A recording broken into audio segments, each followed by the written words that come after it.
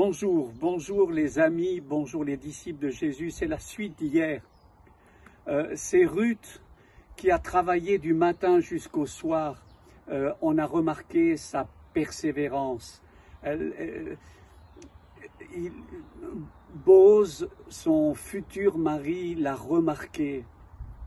Les efforts, ça paye, mais elle n'avait même pas pensé que ces efforts allaient déclencher quelque chose.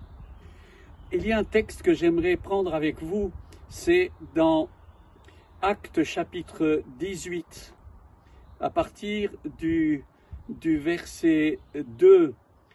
Il se trouva un juif nommé Aquilas, originaire du Pont, récemment arrivé d'Italie avec sa femme Priscille, parce que Claude avait ordonné à tous les juifs de sortir de Rome. Il se lia avec eux, et comme il avait le même métier, il demeura chez eux et y travaillait. Ils étaient faiseurs de tentes. Et en même temps, Paul discourait dans la synagogue. Quand j'ai lu ce texte la première fois, moi j'ai cru que faiseur de tentes, c'était couturier, qu'il faisait de la couture. C'est pas du tout ça. Faiseur de tentes, c'est quelqu'un qui tanne le cuir, qui est dans des produits, ça pue, c'est dur. C'est dur.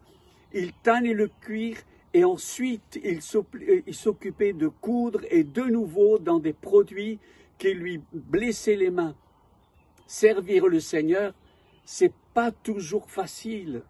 D'ailleurs, tous les rabbins devaient avoir un métier, tous.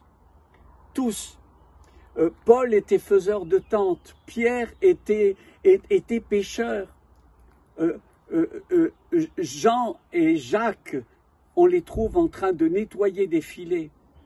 Quand on sert le Seigneur, et c'est les Juifs qui le disent, si tu n'as pas un métier, tu es suspect.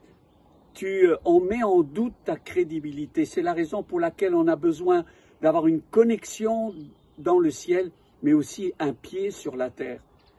Donc, bénis soient tous ceux qui bossent et qui sont au contact de la vie, parce que c'est comme ça qu'ils sont formés. Sois bénis.